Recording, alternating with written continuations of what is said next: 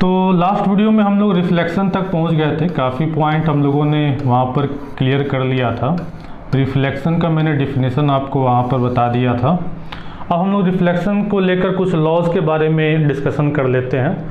वहाँ पर मैंने आपको रेगुलर रिफ्लेक्शन और इरेगुलर रिफ्लेक्शन का महत्व और किसको हम रेगुलर रिफ्लेक्शन कहेंगे और किसको इरेगुलर रिफ्लेक्शन कहेंगे, इसके बारे में मैंने वहाँ पर जिक्र कर दिया था। तो हम लोग उसके आगे की पॉइंट की ओर चल रहे हैं। अब हम लोग यहाँ पर रिफ्लेक्शन के लॉज को यहाँ पर हम लोग कर लेते हैं। तो बेसिकली हमारा जो मिरर होता है वह ग्लास का बना हुआ होता है और ग्लास के एक साइड में हम लोग क्या कर देते हैं, सिल्वर कोटिंग कर देते हैं। ठीक है, सिल्वर के कंपाउंड का हम लोग क्या कर देते हैं, कोटिंग कर देते हैं। ठीक है, सिल्वर कंपाउंड का हम लोग क्या कर दे रहे हैं, यहाँ पर कोटिंग कर दे रहे हैं। ठीक है, जिससे हम लोगों का लाइट जो है वो ज़्यादा से ज़्यादा लाइट हम लोगों का क्या हो, टकरा कर वापस चला है। ठीक है, ज़्यादा से ज़्यादा लाइट जो है हम लोगों का टकरा कर वापस चला है। आप देखते होंगे कि सिल्वर, मैं लिख देता हूँ, आप देखते होंगे कि सिल्वर जो होता है वो बहुत ही ज़्यादा चमकीला होता है और वाइट कलर का होता है, तो वह अपने तरफ से कोई कलर को ऐड नहीं करेगा और जितना लाइट उसके सरफेस पर गिरेगा उस सारे लाइट को वह क्या कर देगा, बाउंस बैक कर देगा। हमको वाइट कलर क्यों दिखता है, ठीक है, वाइट कलर हमको क्यों दिखता है, कोई ऑब्जेक्ट हमको वाइट क्यों दिखता है, क्योंकि वाइट कलर क्या करता है, जितने भी लाइट उस पर गिरता है उन सभी लाइट को वह बाउंस बैक कर देता है। तो 7 कंस्टिट्यूएंट ऑफ कलर मिलकर वाइट कलर बनाता है। अगर सारे कलर हमारे पास आने लगेंगे तो हमको वाइट दिखेगा। वहीं पर अगर कुछ कलर एब्जॉर्ब हो जाए और कुछ कलर मेरे पास आँख में आए तो जो कलर मेरे आँखों में आएगा वही कलर हमको दिखाई देगा। वहीं पर अगर सारे कलर एब्जॉर्ब हो जाएं और लाइट जो है उस सरफेस से बाउंस होकर नहीं आए हमारे आँखों में, तो वह ऑब्जेक्ट हमको ब्लैक कलर का दिखाई देगा। ठीक है, तो इसीलिए हम लोग सिल्वर के कंपाउंड का यहाँ पर कोटिंग कर दिए हैं और हम लोग अब यहाँ पर बेसिकली लॉ ऑफ रिफ्लेक्शन के बारे में डिस्कस कर रहे हैं। ठीक है, लॉ ऑफ रिफ्लेक्शन के बारे में हम लोग यहाँ पर डिस्कस कर रहे हैं। तो मैं क्या करूँगा कि मैं एक कोई रे जो है इंसिडेंट किया, ठीक है, जो रे किसी ऑब्जेक्ट से निकलकर मिरर की ओर जाता है उसको हम लोग रे ऑफ इंसिडेंट कहते हैं। ठीक है, जिस पॉइंट पर यह इंसिडेंट हुआ, ठीक है, जिस पॉइंट पर यह इंसिडेंट हुआ, जैसे कि इस पॉइंट पर यह इंसिडेंट हुआ, तो इसको हम लोग पॉइंट ऑफ इंसिडेंस बोलेंगे। ठीक है, इसको हम लोग क्या बोलेंगे, पॉइंट ऑफ इंसिडेंस बोलेंगे। ठीक है, इसी पॉइंट पर हम क्या करेंगे, एक perpendicular line normal and draw कर लेंगे। ठीक है, अब हमको जिस एंगल से यहाँ पर हमारा आया है उसी एंगल से, जिस एंगल से मान लेता हूँ कि थीटा एंगल यह बना रहा है नॉर्मल के साथ 90 डिग्री के साथ, तो इसी थीटा एंगल के साथ ये क्या हो जाएगा, बाउंस बैक हो जाएगा। ठीक है, इसी थीटा एंगल के साथ यह बाउंस बैक हो जाएगा। तो इसको हम लोग क्या कहेंगे, रिफ्लेक्टेड रे कहेंगे हम लोग इसको। ओके, क्लियर है, इसको हम लोग क्या कहेंगे, रिफ्लेक्टेड रे कहेंगे। ये हमारा इंसिडेंट रे हो गया, ये हमारा रिफ्लेक्टेड रे हो गया, ये हमारा नॉर्मल हो गया और इस पॉइंट को हम लोग कहें पॉइंट ऑफ इंसिडेंस। तो यहाँ से हमारे पास जो कानून निकल कर आया, दो कानून बेसिकली हमारा यहाँ पर निकल कर आता है। एक फर्स्ट लॉ जो हमारा होता है रिफ्लेक्शन का, first law,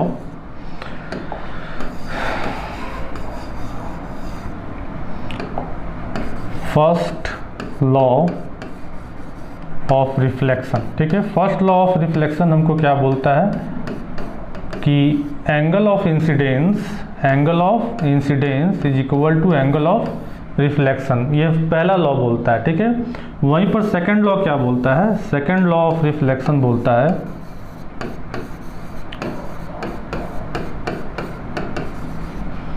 incident ray, reflected ray and normal all lies on same plane, all lies on same plane. तो पहला लॉ तभी फुलफिल हो पाएगा जब हमारा इंसिडेंट रे, रिफ्लेक्टेड रे और नॉर्मल ये तीनों क्या हो, एक ही प्लेन पर हो। ठीक है, एक ही प्लेन पर है यहाँ पर, और यहीं पर अगर हम अलग अलग प्लेन, देख लीजिए इसका उल्टा करके मैं बता देता हूँ, अगर यहीं पर हम अलग अलग प्लेन पर बात करते तो यहाँ पे जो हमारा इंसिडेंट हुआ, अब यहाँ के हम रिफ्लेक्शन से लेंगे तो किस प्रकार से, कोई कंपेरिजन ही नहीं हो पाएगा।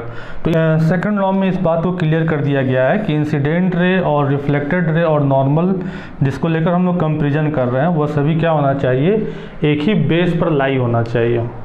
क्लियर है यह बात। चलिए, तो अब हम लोग यहाँ पर मिरर को लेकर चर्चा कर लेते हैं। मिरर जैसा कि मैंने आपको बता दिया, ठीक है, कि मिरर हम लोग बेसिकली ग्लास का ही बनाते हैं और ग्लास के एक साइड में हम लोग क्या कर देते हैं, सिल्वर कोटिंग हम लोग कर देते हैं, ठीक है। AgNO3 करके कंपाउंड हम लोग उसका लेप हम लोग चढ़ा देते हैं।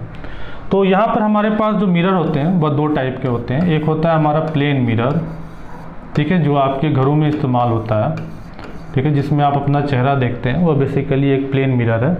और दूसरा होता है स्फेरिकल मिरर, ठीक है, दूसरा हो जाता है हमारा स्फेरिकल मिरर, ठीक है। इस स्फेरिकल मिरर के दो टाइप हो जाते हैं, कन्वेक्स और कनकेव, अवतल और उत्तल, जिसको हम हिंदी में कहते हैं, ठीक है। ये स्फेरिकल मिरर के दो टाइप्स हो जाते हैं।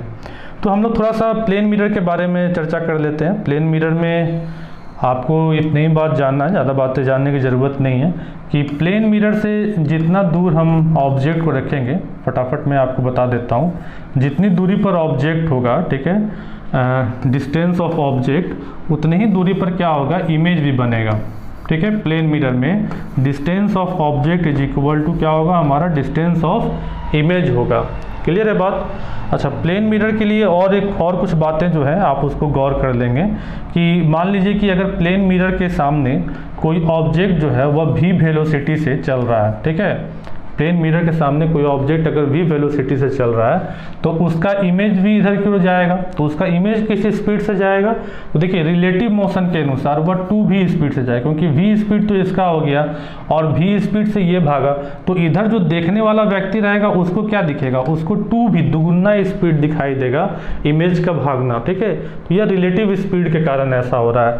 वहीं पर अगर मान लीजिए कि हम लोग इस प्लेन मिरर को किसी पर्टिकुलर एंगल से रोटेट कर दें, ठीक है, या तो इस प्लेन मिरर को हम लोग किसी पर्टिकुलर एंगल से रोटेट करें, ठीक है, या फिर हम इसके सामने जो खड़ा ऑब्जेक्ट है उसको हम किसी पर्टिकुलर एंगल से हम रोटेट करें, तो इमेज के साथ क्या होगा, इमेज जो है वह जिस एंगल से हम प्लेन मिरर को या फिर ऑब्जेक्ट को हम रोटेट कर रहे होंगे उसके दुगुना एंगल से हमारा इमेज जो है वह रोटेट करेगा, ठीक है। रिलेटिव मोशन के कारण ऐसा हो रहा है, क्योंकि मान लीजिए कि इमेज है, ठीक है, हम v स्पीड से चल रहे हैं तो इमेज भी v स्पीड से चलने लगा, लेकिन हमको क्या दिखेगा, हमको अपना v स्पीड और उसका v स्पीड, यानी कि 2v स्पीड हमको दिखाई देगा। समझ रहे हैं इस बात को?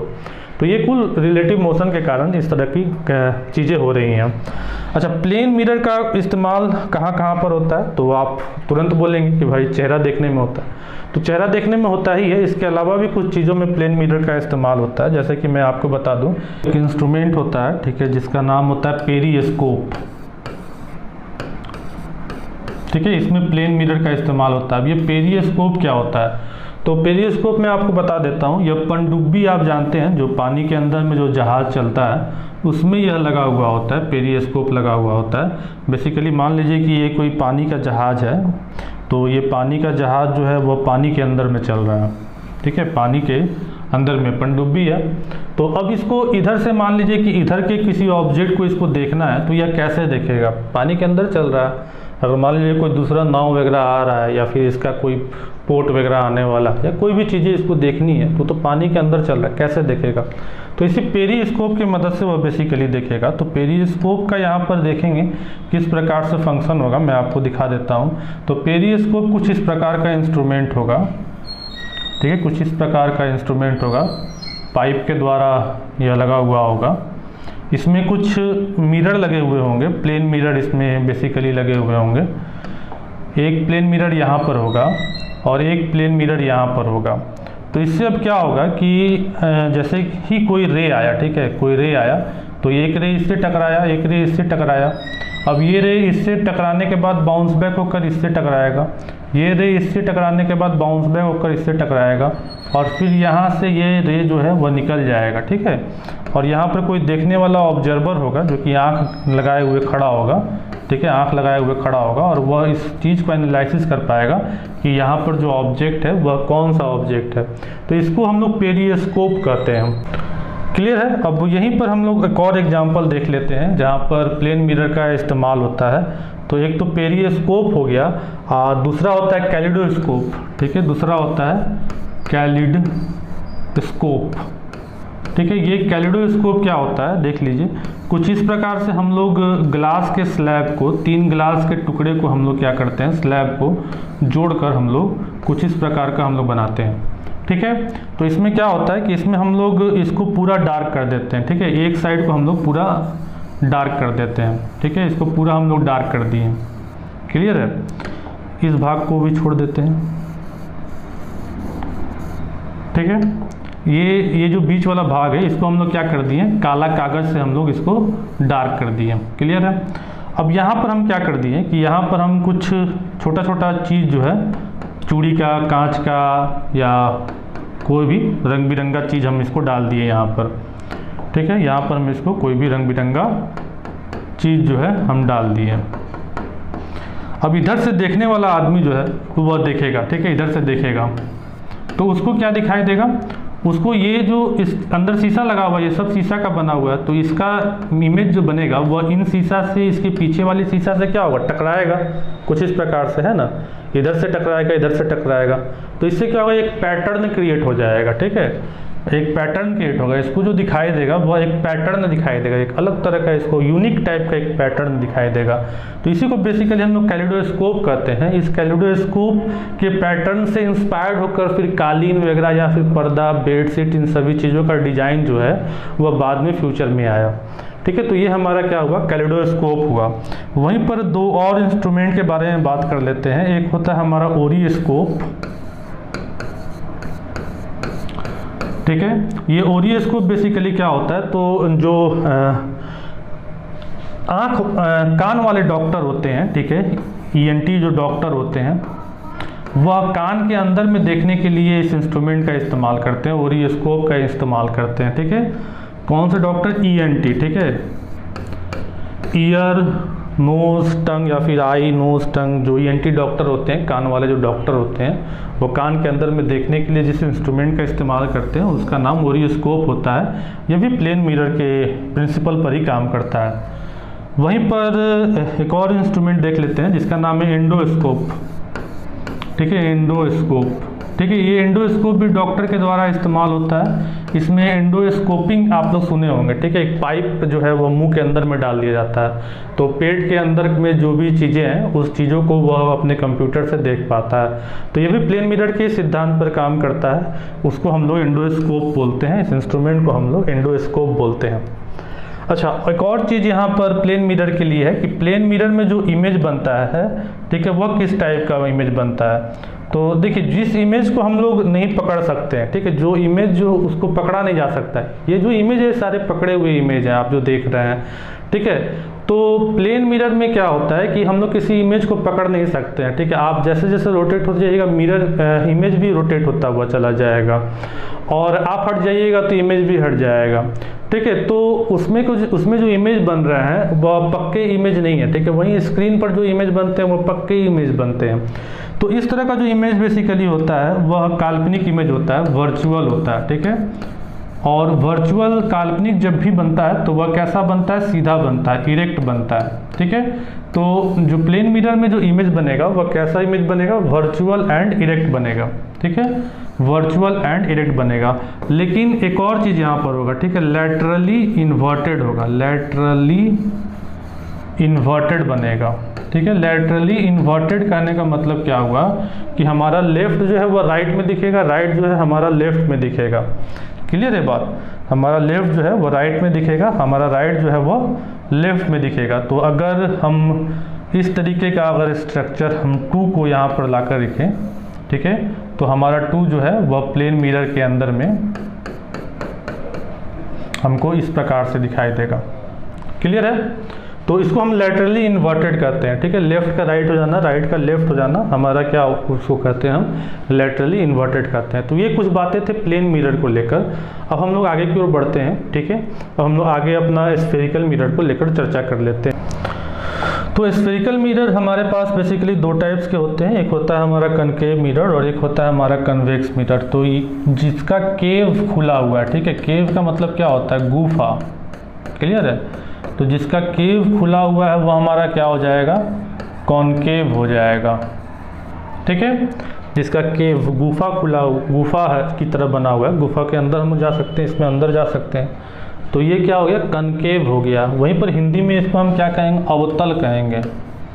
ठीक है, इसको हिंदी में हम क्या कहेंगे, अवतल कहेंगे। ठीक है, वहीं पर कन्वेक्स की बात करें तो कन्वेक्स इसका जस्ट उल्टा हो जाएगा, कन्वेक्स।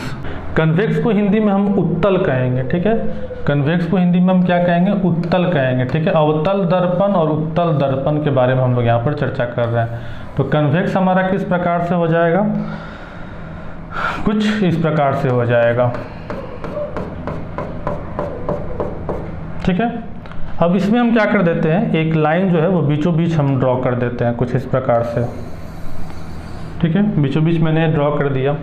अब ज़रा देखिए, ये जो मिरर बने हुए हैं ये बेसिकली स्फीयर को, ठीक है, एक गोला को काट कर बनाया गया। ठीक है, एक गोला को काट कर बनाया गया, ये दोनों मिरर जो बने हुए हैं। ठीक है, गोला को काट कर बनाया गया और सिल्वर किया गया है। ये जो मैं डायरेक्शन दे रहा हूँ ये सिल्वर करने का डायरेक्शन है। तो यानी कि यहाँ पर इसका कहीं सेंटर होगा। ठीक है, यहाँ पर इसका कहीं सेंटर होगा। क्लियर है, मैं इस गोला के बाकी पार्ट को मिटा देता हूँ। ठीक है, कुछ इस प्रकार से इसका सेंटर हो गया। क्लियर है, अब देखिए सेंटर हुआ इसका। अब इसी सेंटर को हम इधर भी हम इसको कर सकते हैं। ठीक है, इसी सेंटर को हम दर्शाने के लिए, क्योंकि हमको जो काम पड़ने वाला है वह इधर की ओर काम पड़ने वाला है, तो इधर सेंटर हम इसको यहाँ पर भी दर्शा सकते हैं। ठीक है, अच्छा, सेंटर ऑफ कर्वेचर का आधा, ठीक है, सी का आधा क्या होगा, हमारा फोकस होगा। ठीक है, सी का आधा हमारा क्या होगा, फोकस होगा। तो यहाँ पर हमारा फोकस होगा, यहाँ पर हमारा फोकस होगा, यहाँ पर हमारा फोकस होगा। क्लियर है, तो हम लोग इधर ही की ओर चर्चा कर रहे हैं क्योंकि ऑब्जेक्ट को हम लोग जनरली इसी साइड में रखेंगे। क्लियर है बात।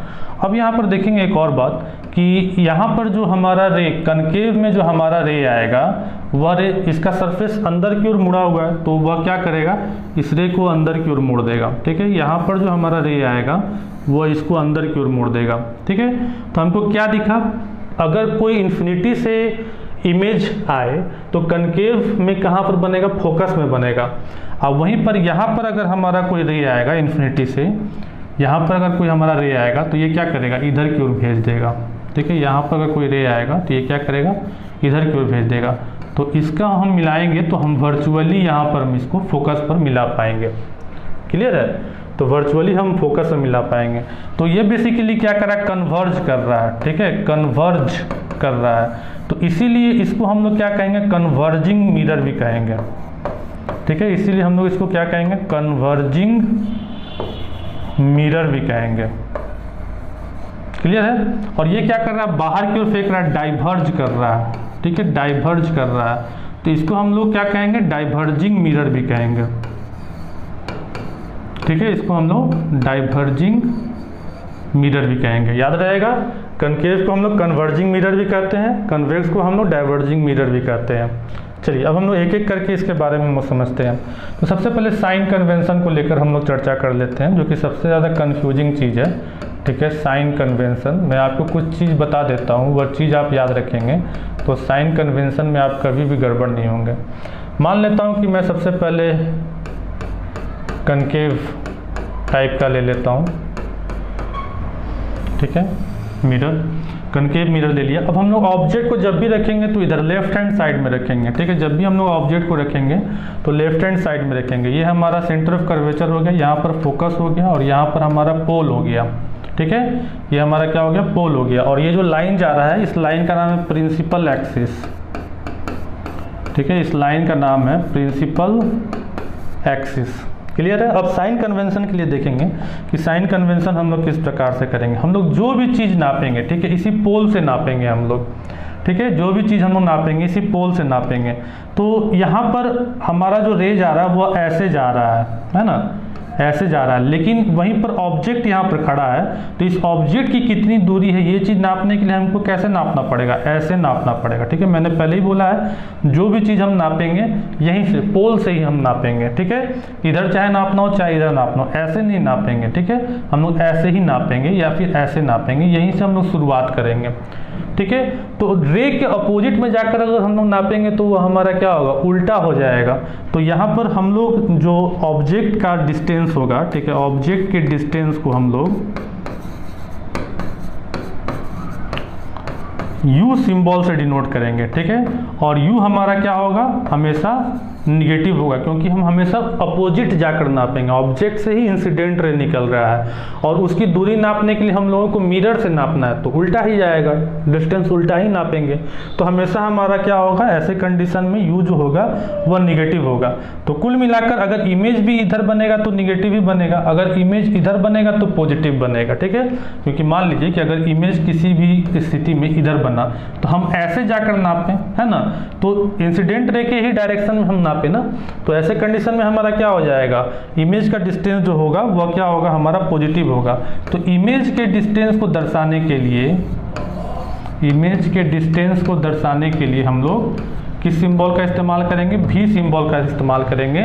और यह पॉजिटिव भी हो सकता है, निगेटिव भी हो सकता है, ठीक है। पॉजिटिव भी हो सकता है और निगेटिव भी हो सकता है, ठीक है। डिपेंड करेगा कि किस साइड में है यह, ठीक है। निगेटिव भी हो सकता है अगर इस साइड में होगा, ठीक है, जिधर ऑब्जेक्ट खड़ा है, अगर उधर ही इमेज बन रहा है तो निगेटिव डिस्टेंस होगा। और अगर अपोजिट साइड में इमेज बन रहा है, ठीक है, तो हमारा पॉजिटिव डिस्टेंस होगा इमेज का। क्लियर है। अब एक और चीज़ यहाँ पर देखेंगे कि अगर इमेज जो है वह इस प्रकार से बन रहा है, ठीक है, इस प्रकार से बन रहा है, ठीक है, ऐसे सीधा बन रहा है, ठीक है, तो हम कहेंगे हाइट ऑफ इमेज, इस प्रकार से हम लिखेंगे HI, ठीक है, height of image, height of image, ठीक है, दोनों के लिए, ऑब्जेक्ट के लिए भी और इमेज के लिए भी, ठीक है। वहीं पर HO किसको हम किसको दर्शाएंगे, हाइट ऑफ ऑब्जेक्ट, ठीक है, हाइट ऑफ ऑब्जेक्ट। तो कहना मैं क्या चाह रहा हूँ, इस चीज़ को देखेंगे कि अगर हमारा कोई ऑब्जेक्ट या फिर इमेज इस प्रकार से सीधा है, ठीक है, तो हमारा क्या होगा, पॉजिटिव होगा। वहीं पर ऑब्जेक्ट या इमेज इस प्रकार से, ऑब्जेक्ट तो जनरली उल्टा नहीं हो सकता है, इमेज ही उल्टा हो सकता है, तो ये हमारा क्या होगा, निगेटिव होगा, ठीक। तो बेसिकली हमारा इमेज ही निगेटिव आएगा। इमेज हमारा निगेटिव भी हो सकता है और पॉजिटिव भी हो सकता है, लेकिन ऑब्जेक्ट हमेशा हमारा कैसा होगा, हाइट ऑफ ऑब्जेक्ट हमेशा पॉजिटिव ही होगा, ठीक है। क्लियर है बात। अब यहाँ पर एक और बात को समझेंगे, अगर इमेज हमारा निगेटिव आता है, ठीक है, इसका मतलब कैसा इमेज बना है, उल्टा बना है, इन्वर्टेड बना है, ठीक है। और जब भी उल्टा बनेगा तो वह क्या होगा, रियल होगा। समझ रहे हैं बात को, ठीक है। जब भी निगेटिव में हाइट ऑफ इमेज आता है तो यानी कि इमेज कैसा बना, उल्टा बना, और जब भी उल्टा बनेगा तो वह कैसा इमेज होगा, वास्तविक होगा, रियल होगा। और वहीं पर अगर हमारा हाइट ऑफ इमेज क्या आता है, पॉजिटिव आता है, तो पॉजिटिव आता है तो इसका मतलब क्या हुआ, सीधा बना है, इरेक्ट बना है। तो जब भी सीधा इमेज बनेगा तो वह कैसा होगा, वर्चुअल होगा, काल्पनिक होगा, ठीक है। इस बात को आप अच्छे तरीके से ध्यान में रखेंगे। इतने बातों में आपका साइन कन्वेंशन जो है वह कंप्लीट हो जाता है और किसी भी तरह का कंफ्यूजन जो है वह आपको नहीं रहेगा, ठीक है। क्लियर है बात। चलिए एक और चीज़ यहाँ पर हम लोग देख लेते हैं कि जैसा कि मैंने बोला कनकेव और कन्वेक्स को लेकर, तो कनकेव हमारा कुछ इस प्रकार से हुआ, ठीक है। इतने साइन कन्वेंशन जो है वो आपको याद रखने हैं। तो इसका जो सेंटर हुआ यहाँ पर हुआ, फोकस जो हुआ वो यहाँ पर हुआ। तो फोकस हम लोग कैसे नापेंगे, इसका ऐसे जाकर नापेंगे। तो ऐसे जाकर नापेंगे तो हमको क्या मिलेगा, वैल्यू निगेटिव में मिलेगा। यानी कि कनकेव में हमारा फोकस जो होगा वो कैसा होगा, निगेटिव होगा। मिरर के बारे में हम लोग बात कर रहे हैं, वहीं पर लेंस के बारे में बात करेंगे तो उल्टा हो जाएगा, ठीक है। एक तो ऑब्जेक्ट का डिस्टेंस हमेशा मेरा निगेटिव में होगा, ऑब्जेक्ट हमेशा मेरा किस में होगा, निगेटिव में होगा, क्योंकि हम लोग हमेशा इधर की ओर ही रख रहे हैं और हमेशा हम लोग जब भी नापेंगे तो यहीं से नापना शुरू करेंगे। तो उल्टा दिशा में जाकर नापेंगे इंसिडेंट रे के, तो उल्टा दिशा में जाकर नापेंगे तो उसका डिस्टेंस क्या होगा, निगेटिव होगा। तो एक तो यह बात क्लियर है, ऑब्जेक्ट का डिस्टेंस हमेशा निगेटिव में होगा और कनकेव मिरर में फोकस मेरा हमेशा कैसा होगा, निगेटिव में होगा। लेकिन वहीं पर कन्वेक्स मिरर में हम लोग चर्चा करें तो कन्वेक्स मिरर में हम लोग जब चर्चा करेंगे कुछ इस प्रकार से हमारा कन्वेक्स मिरर हो गया, ठीक है। तो इसमें भी हम लोग ऑब्जेक्ट को इधर ही रखेंगे, ठीक है। तो यहाँ पर भी हमारा U निगेटिव ही होगा, क्लियर है। लेकिन इसका सेंटर ऑफ कर्वेचर किधर था, इधर था। इसका फोकस किधर था, इधर था। तो इसका फोकस किधर हुआ, इधर हुआ। यानी कि इसका फोकस नापने के लिए हमको कैसे जाना पड़ेगा, ऐसे जाना पड़ेगा। तो रे इंसिडेंट रे के डायरेक्शन में हम जाकर नाप रहे हैं। तो कन्वेक्स मिरर में, ये बात नोट कर लेंगे, अच्छे तरीके से याद रखेंगे, हमेशा कन्फ्यूजन होता है। तो कन्वेक्स मिरर में हमारा फोकस कैसा होगा, पॉजिटिव होगा, ठीक है। कनकेव मिरर में हमारा फोकस निगेटिव और कन्वेक्स मिरर में हमारा फोकस, ठीक है, सॉरी फिर से बोल देता हूँ, कनकेव मिरर में हमारा फोकस निगेटिव और कन्वेक्स मिरर में हमारा फोकस कैसा होगा, पॉजिटिव होगा। क्लियर है ये बातें, क्लियर है। तो अब हम लोग यूज देख लेते हैं कि हम लोगों का यूज जो है, कौन सा मिरर का यूज हमारा कहाँ पर हो रहा है। तो कनकेव मिरर का यूज ऑफ कनकेव मिरर हम लोग देख लेते हैं, ठीक है। तो देखिए कनकेव मिरर क्या कर रहा है, लाइट को एक जगह इकट्ठा कर रहा है, वह इस प्रकार से है। तो लाइट को यहाँ पर इकट्ठा कर रहा है ना। तो अगर किसी पर्टिकुलर जगह पर हमको लाइट को फोकस करना है तो हम कनकेव मिरर का इस्तेमाल करेंगे। तो यानी कि कार में, ठीक है, बाइक में, ठीक है, टॉर्च में, ठीक है, हेडलाइट में, ठीक है, फिर से ड्रामा लाइट में,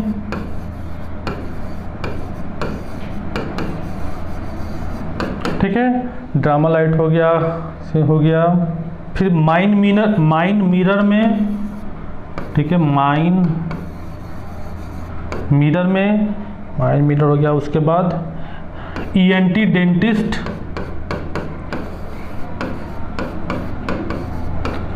ईएनटी डेंटिस्ट और सेविंग मिरर, ठीक है, दाढ़ी बनाने वाला मिरर,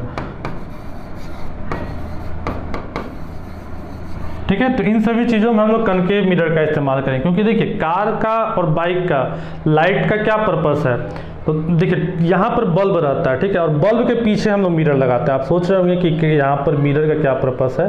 तो ये बल्ब के पीछे हम लोग मिरर लगाते हैं, ठीक है। तो ये बल्ब का रोशनी इससे टकरा कर क्या होगा, एक जगह पर पड़ेगा, समझ रहे हैं बात को, एक जगह पर पड़ेगा। और अगर हम लोग नहीं लगाएंगे तो ये क्या हो जाएगा, फैलेगा लाइट, है ना।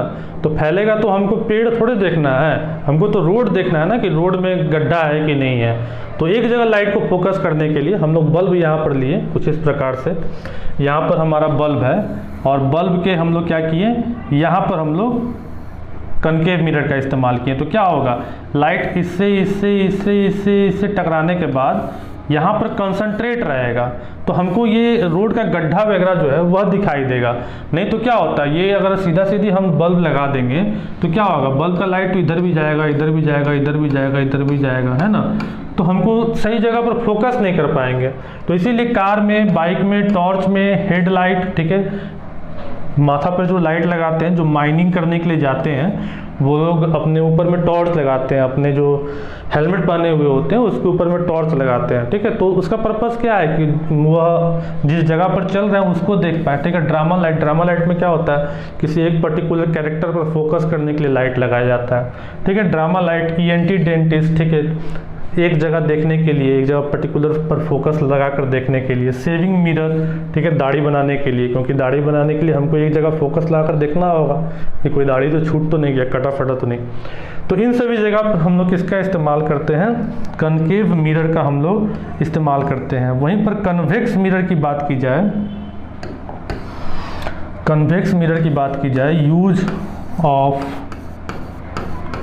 कन्वेक्स मिरर, ठीक है। तो इसका हम लोग कहाँ पर इस्तेमाल करते हैं, रोड लैंप में इस्तेमाल करते हैं, ठीक है। अब देखिए रोड लैंप ऊपर की ओर लगा हुआ होता है, ठीक है। तो ऊपर की ओर ऑलरेडी लगा हुआ है, इसका क्या पर्पस है कि लाइट चारों तरफ फेंके, है ना, चारों तरफ दिखाई दे। तो इसीलिए हम लोग रोड पे क्या करते हैं, कन्वेक्स मिरर का इस्तेमाल करते हैं, ठीक है। बल्ब के पीछे हम लोग लगा रहे हैं इसका, ठीक है। तो हम लोग कन्वेक्स मिरर का हम लोग इस्तेमाल करते हैं। वहीं पर साइड मिरर, ठीक है, फिर रियर मिरर, ठीक है। आप बाइक चलाते हैं तो बाइक के ये बगल में शीशा लगा हुआ होता है, ठीक है।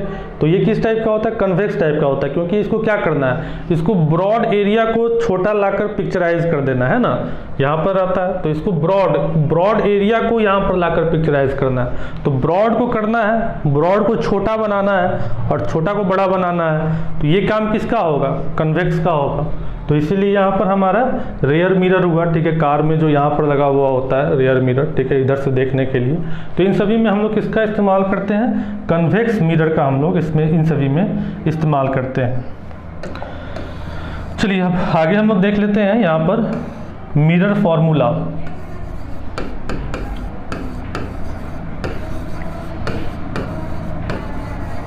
तो मिरर फॉर्मूला हमारा क्या होता है, 1/f is equal to 1/v plus 1/u होता है, ठीक है, जिसमें f हमारा क्या हुआ, फोकल लेंथ हुआ, b हमारा क्या हुआ, डिस्टेंस ऑफ इमेज हुआ, u हमारा क्या हुआ, डिस्टेंस ऑफ ऑब्जेक्ट हुआ, और u को हमको निगेटिव तो लिखना ही लिखना है।